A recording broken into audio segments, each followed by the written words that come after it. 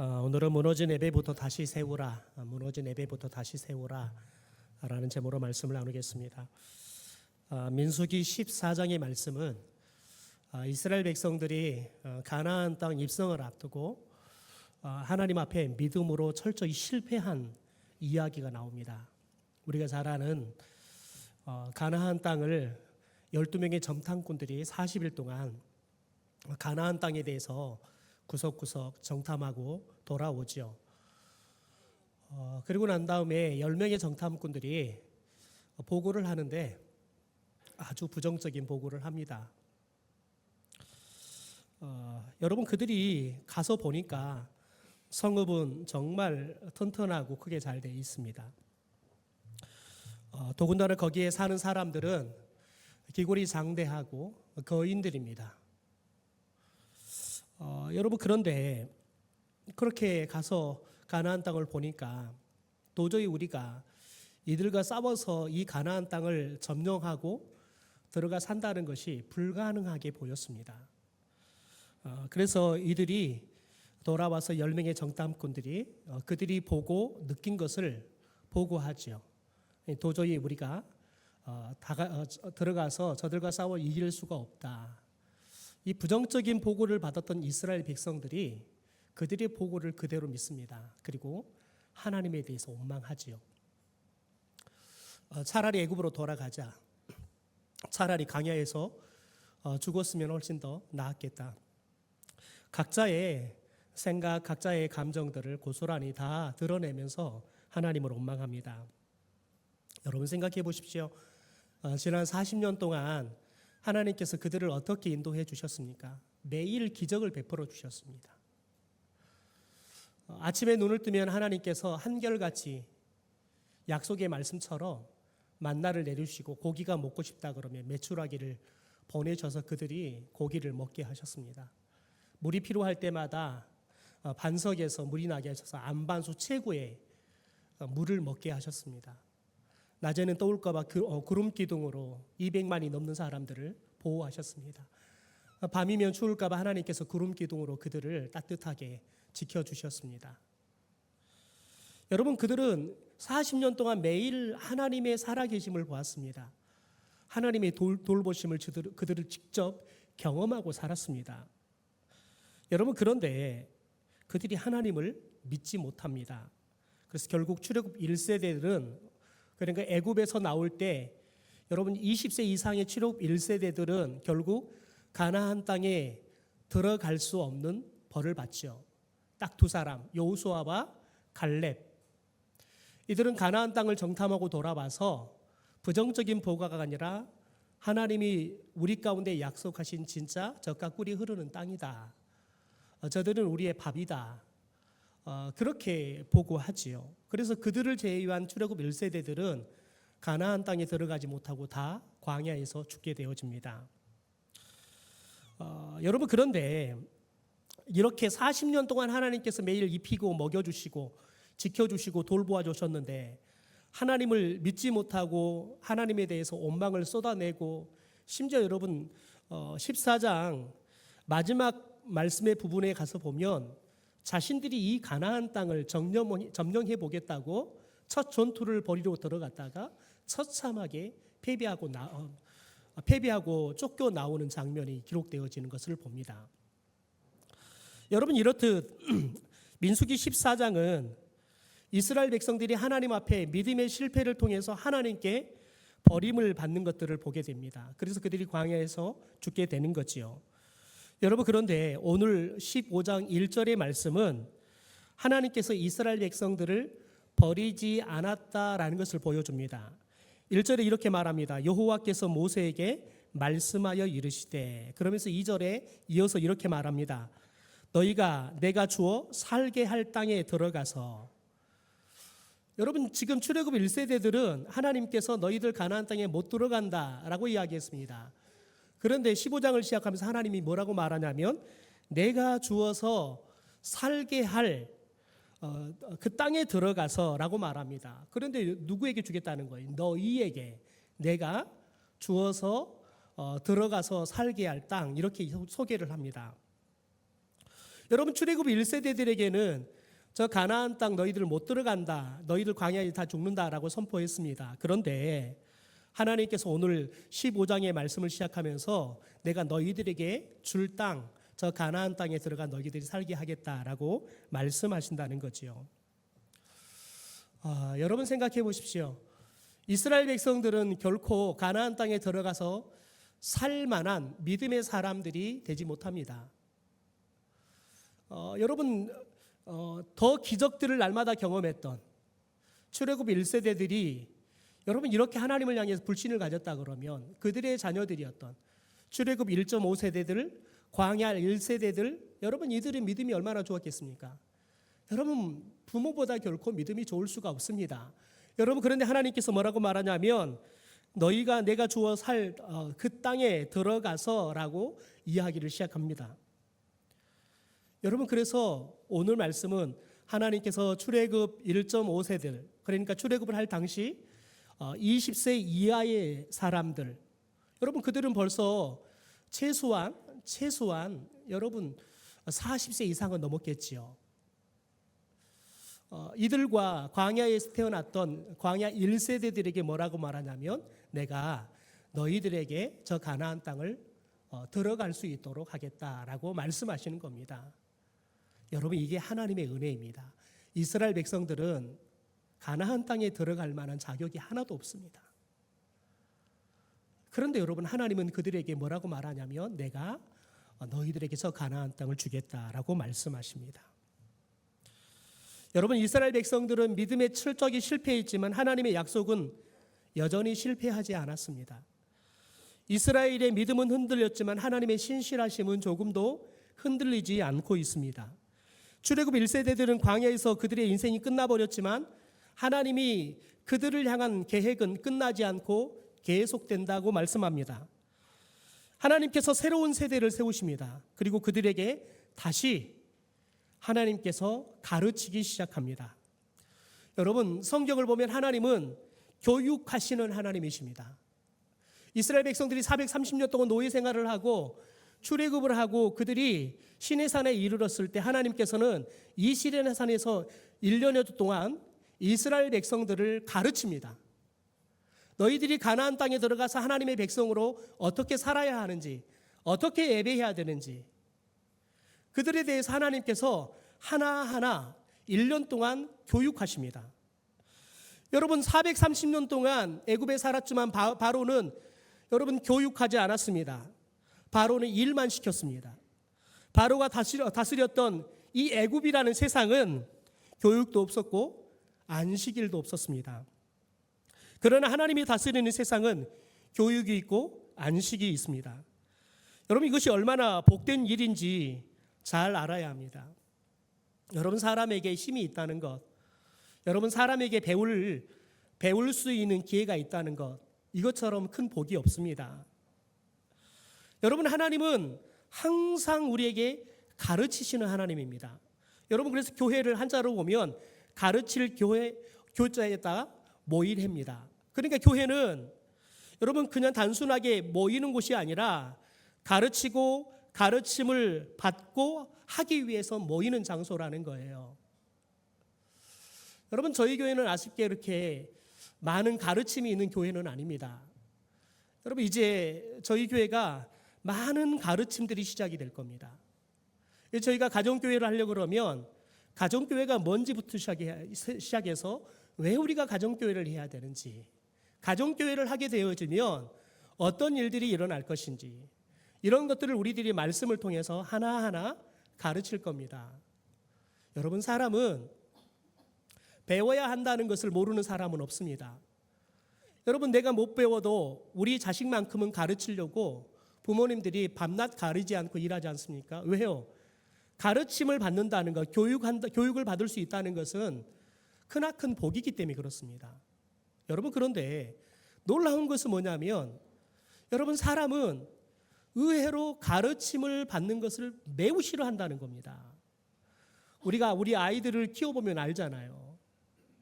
여러분 그렇게 비싼 돈 들여서 학원 보내놓으면 우리 아이들이 여러분 학원 잘 다니든가요? 아니면 여러분 심심하면 학원 빼먹고 숙제도 안 하고 가지고 선생님한테 전화하고 그러던가요? 여러분 늘 부모님들이 아이들 학원 보내는 거, 또 학원 가서 공부시키는 거 다 싸움입니다. 왜요? 여러분 가르침을 받는다는 것은 다 좋은 일이라는 것을 알지만 실제 가르침을 받는 것들을 사람들이 좋아하지 않습니다. 왜냐하면 쉬운 일이 아니기 때문에 그렇습니다. 여러분, 저는 여러분에게 바로가 되지 않을 겁니다. 저는 여러분에게 하나님의 종이 될 겁니다. 여러분, 저는 여러분이 부디 애굽의 이방인이 되지 마십시오. 저는 여러분들이 이 가르침 가운데 힘이 들지만 기쁨으로 참여하는 사람들이 되기를 주님의 이름으로 축원합니다. 그게 하나님의 백성들의 태도이기 때문에 그렇습니다. 여러분, 하나님의 백성은 하나님의 백성답게 살아야 합니다. 그런데 하나님의 백성답게 살려고 하면 하나님은 하나님의 백성들이 어떤 정체성, 어떤 삶의 가치관, 어떤 삶의 식으로 살아야 되는지 이 말씀을 통해서 우리에게 다 가르쳐주고 계십니다. 그래서 저와 여러분이 이 말씀을 덮어놓고는 하나님의 백성으로 온전하게 산다는 것은 100% 불가능합니다. 가르침을 받지 않고서는 저와 여러분이 하나님의 백성으로 결코 살 수가 없습니다. 여러분, 그래서 우리 교회가 교회다운 교회가 되어야 합니다. 잘 가르치고 잘 가르침을 받고, 그래서 하나님의 백성답게, 그리고 하나님의 백성들이 모여서 세워가는 하나님의 나라의 공동체가 되어야 할 줄 믿습니다. 여러분, 그러면 하나님께서 무엇을 가르쳤습니까? 오늘 철저히 하나님은 이스라엘 백성에게 애배부터 다시 가르치십니다. 하나님은 이전에서 가나안 땅을 뭐라고 표현하냐면 내가 주어 살게 할 땅이라고 여러분 표현합니다.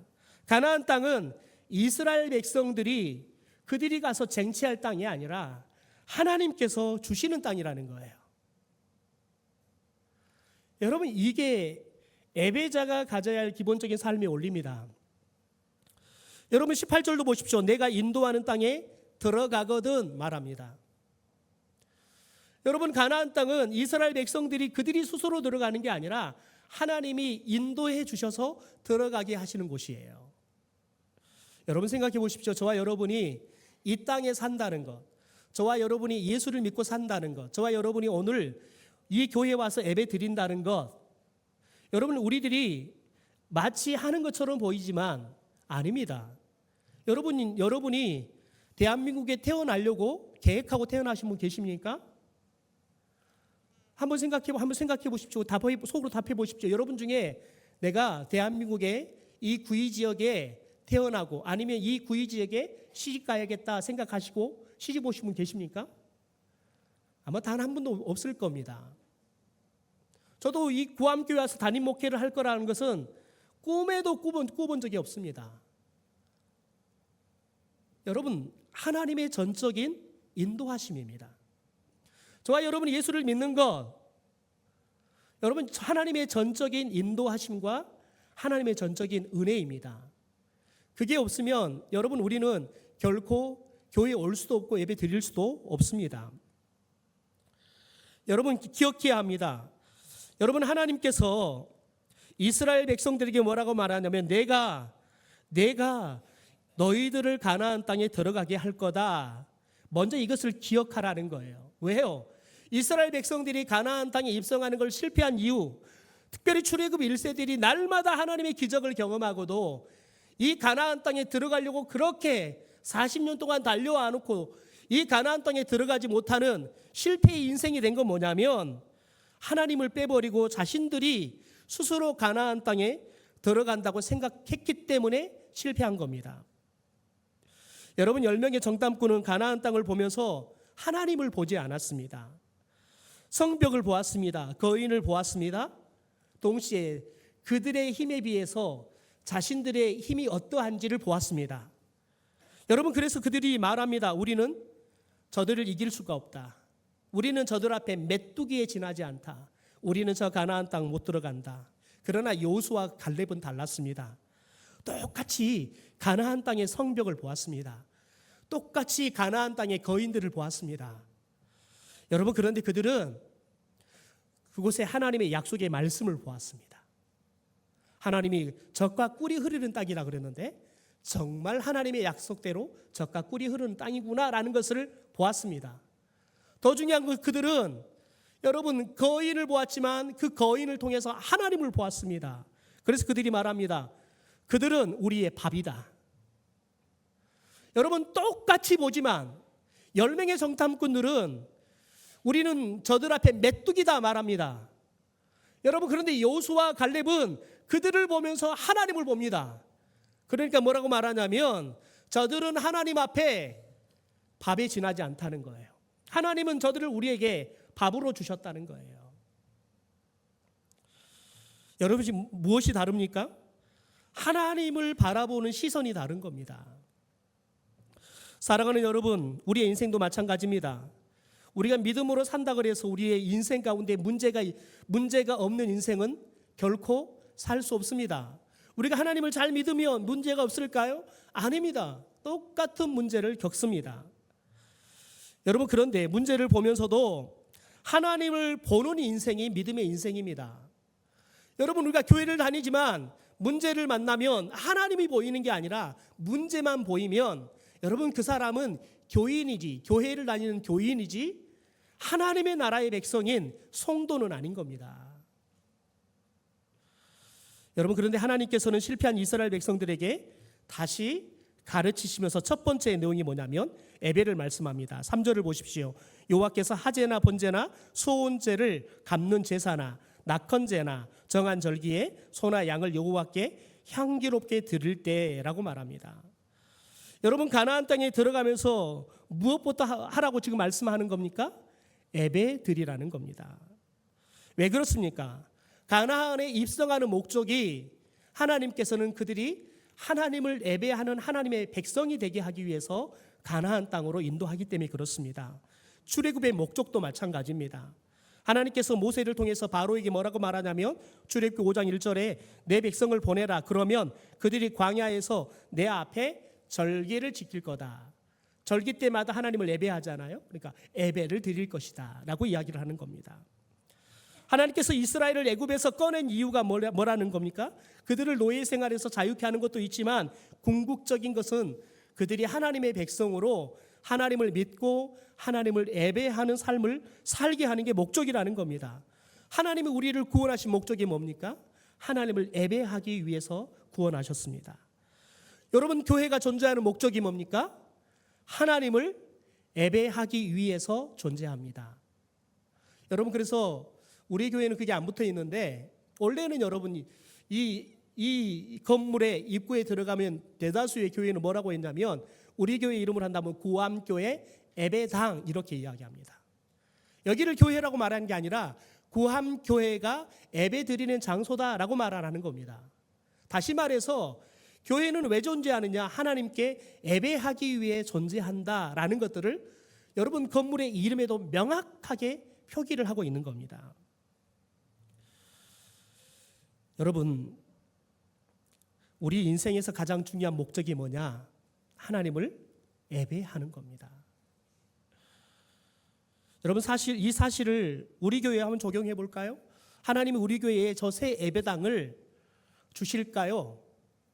왜 새 예배당을 여러분 46년 만에 건축하게 하실까요? 잊지 마십시오. 여러분 우리가 저 예배당을 지으면서 여러 가지의 목적을 가졌습니다. 다음 세대 3040 지역사회를 품는 그런 공간으로 지어보자. 여러분 그런데 여러분 그것보다 더 중요한 게 있습니다. 우리가 하나님을 더 잘 예배하기 위해서요. 우리가 하나님을 더 여러분 뜨겁게 예배하기 위해서 하나님께서 제 예배당을 주셨다는 거예요. 지난주에는 제가 예배당을 둘러보다 보니까 동네 분들이 한두 분이 남자분이 인력거를 끌고 가고 하더니 저 건물을 보고 우와 그래 한참 쳐다보고 가요.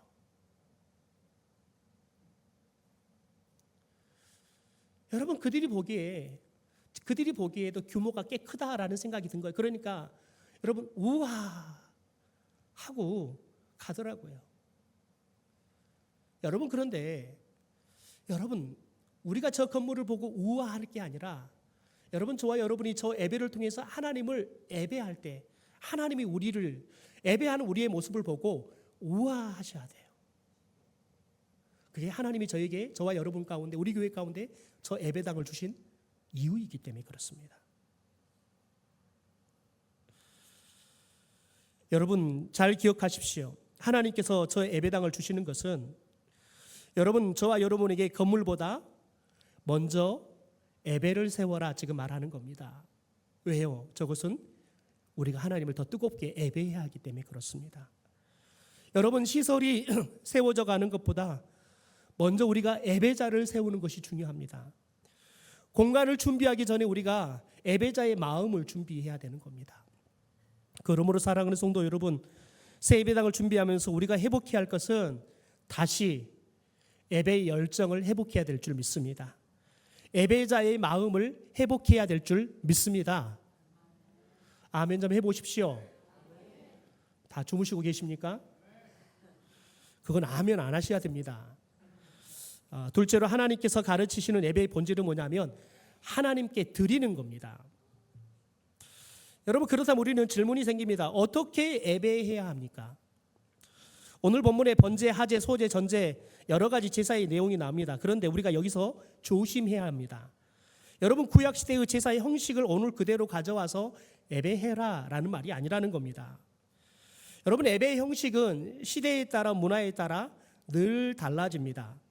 구약의 예배와 신약의 예배가 다릅니다.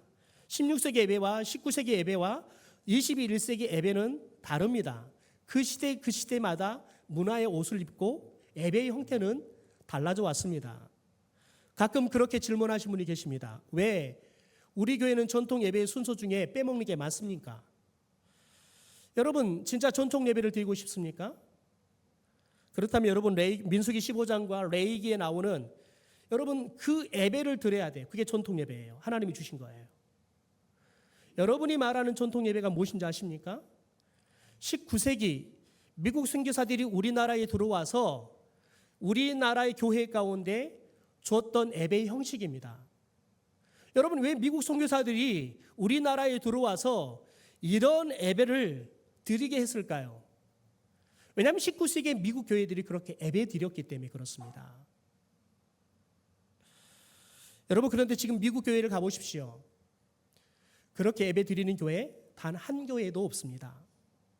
죄송하지만 우리나라의 복음을 전했던 여러분 미국의 남장로, 북장로교의 교회들이 대부분 다 쇠퇴했습니다. 미국 교회를 탐방하려고 하면 장로 교회 중에서는 탐방 교회가 단 한 교회도 없습니다. 왜냐하면 장로 교단들은 다 쇠퇴해서 여러분 목회자 한 사람 생활비도 책임질 수 없을 만큼 장로 교단은 완전히 쇠퇴해 버렸기 때문에 그렇습니다. 왜냐하면 시대의 문화를 따라가지 않았기 때문에 그렇습니다. 시대를 따라가지 않고 고집했기 때문에 그렇습니다. 여러분, 예배 형식은 시대에 따라서 계속 바뀝니다. 그래서 여러분, 예배 형식에 대한 오해를 하시면 안 됩니다. 그래서 잘 배워야 하는 겁니다. 또 그런 분들이 있습니다. 왜 예배 시간에 복음성가를 부릅니까? 찬송가를 불러야지. 여러분, 그런데 오늘 집에 가서 여러분의 찬송가를 펼쳐놓고 한번 봐보십시오. 여러분 아십니까? 여러분 찬송가 저 뒤쪽에 가보면 찬송가들이 어느 나라의 곡들인지 구별이 되어 있습니다. 혹시 그게 구별이 안 되어 있으면 여러분 성경이 좀 쌉니다. 좀 비싼 걸 사십시오. 여러분, 그런데 잘 기억해야 합니다. 여러분, 우리가 부르고 있는 찬송가는 19세기의 미국 교회에 복음성가로 불렸던 것들이 지금 우리나라 찬송가로 들어온 곡들이 꽤 많습니다. 여러분, 심지어 가장 많이 차지하는 게 뭐냐면 민요입니다. 여러분, 영국이나 미국이나 독일이나 민요들, 그리고 심지어 국가, 더 나아가서 군가도 여러분 우리 찬송가에 성경적인 가사를 붙여 우리가 부르고 있습니다. 여러분, 19세기의 미국의 복음성가는 찬송가가 될 수 있고 21세기의 한국교회의 복음성가는 우리가 부를 수 없는 찬송가가 될 수 없다라고 한다면 여러분, 그게 무슨 논리입니까? 여러분, 우리나라가 얼마나 재미있는 나라냐면 여러분, 우리나라는 우리나라의 국악을 음악이라 부르지 않습니다. 국악이라 부릅니다. 음악이라 부르는 건 뭐냐면 서양 음악을 우리는 음악이라 부릅니다. 여러분 생각해 보십시오. 우리나라 음악을 음악이라 불러야 합니다. 그리고 서양 음악을 서양 음악이라 불러야지 맞습니다. 여러분 그런데 정작 우리는 우리나라의 음악을 그냥 음악이라 부르지 않고 국악이라 부릅니다. 여러분 뭔가 사대주의적인 생각이 나지 않습니까? 서울대 특별히 작곡을 전공했고 서울장신대에서 총장을 하셨던 문성모 총장께서 우리나라 국악 찬송가들을 작곡하고 국악 찬송가도 만들었습니다. 여러분들이 몰라서 그렇지 우리나라에도 아예 국악으로 되어 있는 찬송가가 만들어져 있습니다. 제가 그분 마지막 교수의 수업을 제가 2학기를 들었는데 여러분 그분이 하신 말이 그거예요. 우리나라 사람들 머릿속에는 사대주의가 너무 많다는 거예요. 우리나라에 미국이 선교사들이 들어올 때 제국주의적인 선교 방식으로 들어와서 우리나라의 음악은 다 저속한 거고 자기들의 음악만이 거룩한 거라고 그렇게 가르쳤다는 거예요. 여러분, 그래서 저와 여러분이 기억해야 합니다. 우리가 어떤 찬송가를 부를 것이냐, 그것보다 더 중요한 건 뭐냐면 우리가 어떻게 하면 하나님께 더 잘 드릴 수 있는 찬양을 할 것인가가 더 중요한 겁니다. 그게 본질입니다. 여러분 그러면 하나님께서 가르치는 예배의 본질이 뭡니까? 여러분 하나님께 드리는 겁니다. 그래서 오늘 3절에도 4절에도 7절에도 8절 9절 10절에도 드린다. 14, 19, 20, 21, 24절 계속 나오는 게 뭐냐면 예배는 하나님께 드리는 거라는 겁니다. 여러분 그런데 우리는 예배를 종종 받는 걸로 착각합니다. 예배를 보는 것으로 착각합니다. 그래서 예배 보러 가자라고 말하죠. 그래서 우리는 예배를 드리고 나면 오늘 예배 은혜 많이 받았다. 오늘 말씀 좋았다. 오늘 찬양 참 좋았다. 평가하고 있습니다. 여러분은 예배의 실패자들입니다. 왜냐하면 여러분은 예배를 하나님께 드리는 게 아니라 여러분이 예배를 받았기 때문에 그렇습니다. 여러분 우리가 예배를 통해서 은혜도 받아야죠. 왜냐하면 하나님은 예배를 통해서 우리에게 은혜도 주시기 때문에 그렇습니다. 여러분 그것은 하나님의 몫입니다. 그런데 우리가 예배 가운데 우리가 해야 할 예배의 여러분 본질은 뭐냐면 내가 하나님께 드리는 겁니다. 우리가 가만히 보면 찬송을 1년 365일 52주겠죠. 52주 동안 한 번도 안 부르신 분들이 계셔요. 처음에는 이해할 수 있어요. 아, 잘 모르시구나. 여러분 그런데 아십니까? 저희 교회는 찬송가를 반복하는 게 많다는 거예요. 첫 번째 부르는 찬송은 여러분 전반기까지는 특별히 작년까지는 4주를 불렀습니다. 여러분 그런데 제가 요즘은 그렇게 하지 않습니다. 왜냐하면 4주를 불러도 안 부르시더라고요. 여러분 4주를 부르면 찬송가는 한번 들으면 누구나 따라할 수 있게 불렀습니다. 여러분 그래서 불교에서 참불가를 만들 때 참불가를 어떻게 만들었냐면 찬송가를 작곡한 사람들을 돈으로 사가지고 찬송가처럼 한 번 들으면 부를 수 있도록 참불가를 만들어주세요 해서 정작 찬송가를 작곡했던 사람들이 불교의 참불가를 초창기 때는 대부분 작곡했습니다. 왜냐하면 찬송가를 한 번 들으면 누구나 따라할 수 있을 정도로 쉽게 만들어져 있거든요. 여러분 그런데 우리들이 찬송가를 내가 모르니까 나 못 불러요. 여러분 내 모르면 배워야 합니다. 왜냐하면 여러분 찬송가는 늘 바뀝니다. 여러분 그런데 저와 여러분이 내가 20대 배웠던 것을 80대도 여전히 여러분 울어먹고 산다는 것은 있을 수도 없는 겁니다. 여러분 생각해 보십시오. 내가 20대 불렀던 찬송가를 80이 되어도 하나님 앞에 내가 예배를 드리면서 예배는 내가 하나님 앞에 드리는 공연입니다. 여러분 그런데 내가 하나님 앞에 더 내 믿음을 고백을 여러분 찬송가로 드리기 위해서 늘 어떻게 하면 내가 새로운 찬송가 어떻게 하면 내 믿음을 하나님 앞에 더 온전히 드릴 수 있을까 늘 고민하면서 여러분 우리들이 새로운 거를 해야지요. 여러분 생각해 보십시오. 여러분 한 사람이 계속해서 똑같은 노래만 부른다고 생각해 보십시오. 여러분 그러면 그 사람 찾지 않습니다. 여러분 김은국 씨 호랑나비 평생만 그것부터 우려먹는 지가 요즘은 찾는 이가 없습니다. 진짜 호랑나비가 돼버렸습니다. 여러분, 그런데 우리가 마치 김웅처럼 날마다 똑같은 것, 나 모르니까 내가 아는 것만 부를 거야. 여러분, 그건 우리가 하나님 앞에 드리는 게 아니지요. 더 나아가서 오늘 말씀이 그렇게 말합니다. 향기롭게 드리래요. 누구께요? 하나님께 향기롭게 드리라는 거예요. 여러분, 그러니까 예배의 기준은 내가 아니라 누구라는 거예요? 하나님이에요. 하나님. 우리는 예배를 드리고 와서 이런 말을 합니다. 오늘 설교 좋았어. 오늘 찬양 좋았어. 여러분, 그것은 깊이 돌아봐야 돼요. 우리는 예배를 드리고 난 다음에 이렇게 질문해야 되는 겁니다. 내가 드린 찬양을 하나님께서 기뻐하셨을까? 내가 오늘 하나님께 헌금을 드렸는데 하나님께서 기뻐하셨을까? 질문해야 합니다. 오늘 내가 기도를 드렸는데 하나님께서 들으셨을까? 오늘 내가 하나님께 예배 드렸는데 내 예배를 하나님께서 기쁘게 받으셨을까? 이 질문을 하는 것이 옳습니다. 이걸 고민해야 합니다.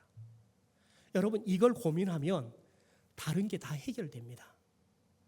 이스라엘 백성들이 가나안 땅에 들어가기 실패한 건 뭐냐면, 여러분, 그들이 주인이었기 때문에 그렇습니다. 하나님이 주인이 아니라 그들이 주인이었기 때문에 그렇습니다.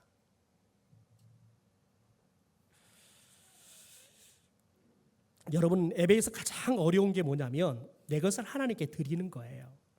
오늘 본문을 보면 여러분, 제사에 대한 이야기들이 나오는데, 여러분, 하제는 불로 태워 드리는 겁니다.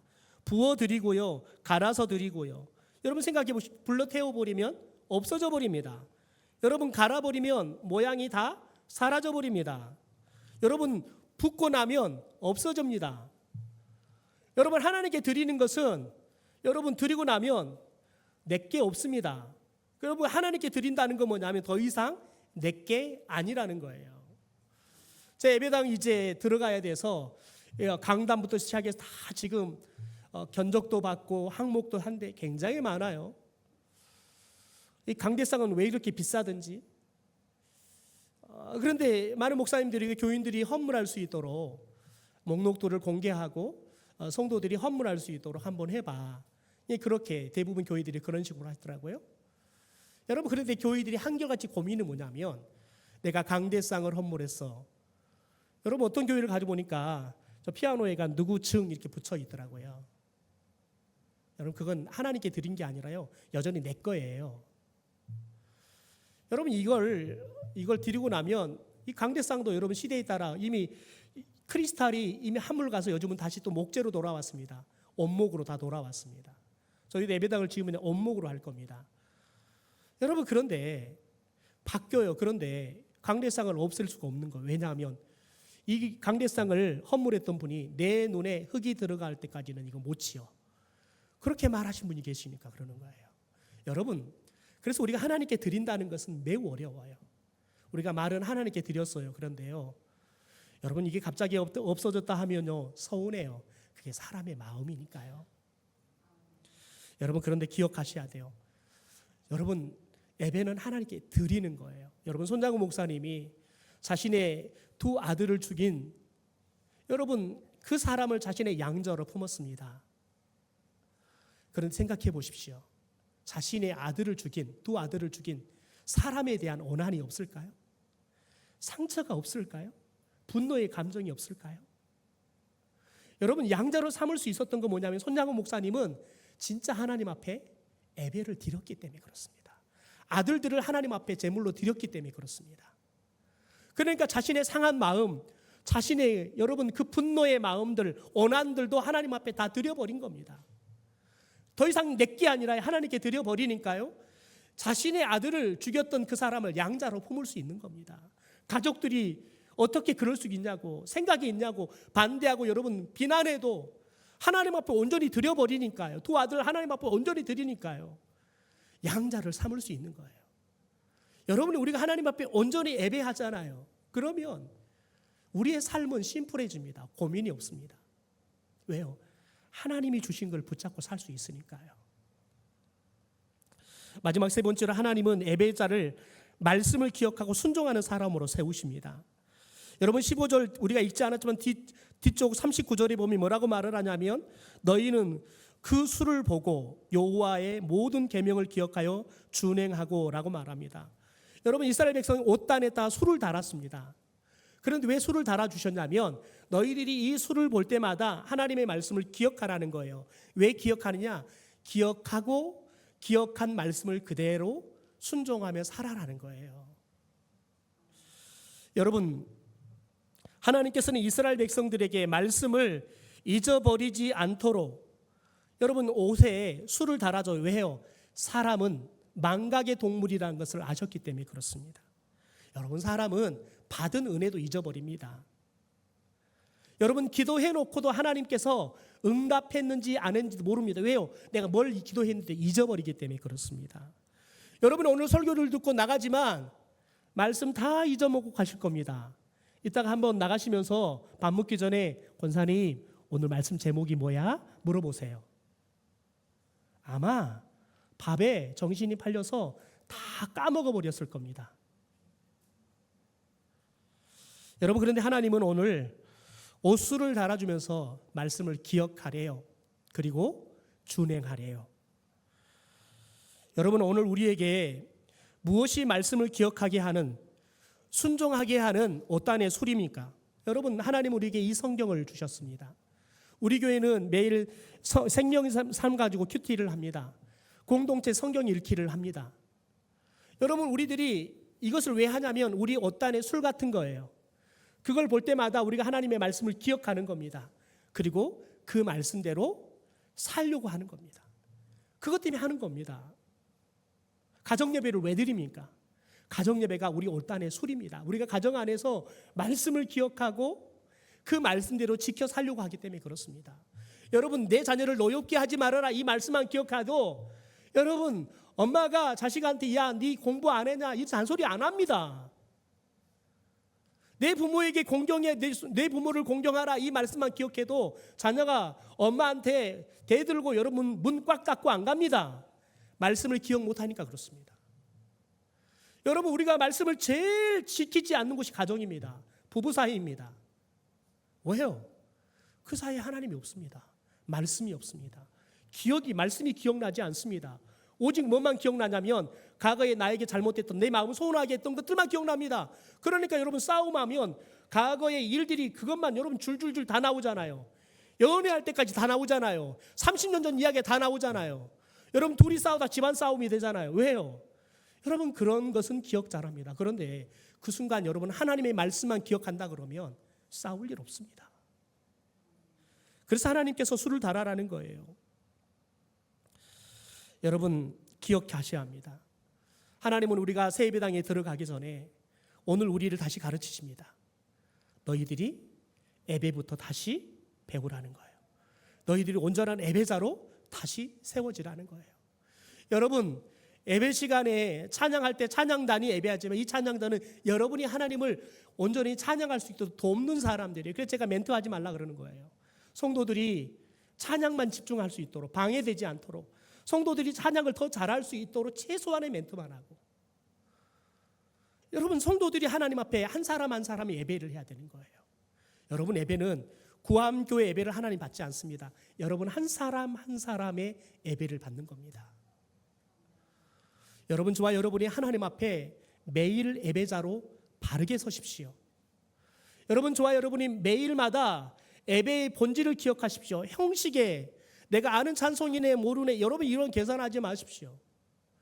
여러분, 하나님 앞에 내가 무엇을 드릴까 준비하십시오. 여러분, 하나님 앞에 하나님이 받을 수 있는 것들을 잘 준비해 드리십시오. 찬송을 부를 때 하나님이 기쁘게 받을 수 있도록 온 힘을 다해 찬양하십시오. 기도해도 여러분 믿음과 간절함을 가지고 기도하십시오. 그럴 때 하나님이 우리 예배를 받으실 줄 믿습니다. 여러분, 예배를 통해서 하나님의 말씀이 들리면 기억하십시오. 잊어먹을 것 같으면 여러분, 이 주보 도대체 우리 교회 주보는 기적이 일어납니다. 주일이 되면 주보가 더 늘어납니다. 끝나고 가면 주보가 줄어야 되는데 왜 주보를 안 가지고 가니까요. 여러분, 이 주보는 여러분들이 일주일 동안 오늘 주일 예배를 드리는데 돕는 것도 되지만 여러분들이 일주일 동안 가정 예배 드리고 일주일 동안 말씀을 묵상하고 살아가도록 안내하는 지침서예요. 술이란 말이에요. 옷에 술 같은 거란 말이에요. 여러분들이 이 말씀이 주보에 보면 민수기 말씀이었지. 무너진 예배부터 다시 세우라고 했지. 여러분 그러면 들었던 말씀들이 기억나는 겁니다. 여러분 그러면 우리들이 삶 속에서 예배자로 다시 살아가는 거예요. 여러분 이 한 주간 여러분의 삶의 자리가 예배자의 자리가 될 수 있도록 우리 한번 도전해 봤으면 좋겠습니다. 저와 여러분이 하나님께 온전히 드리는 예배자의 삶을 살 수 있게 되기를 소망합니다.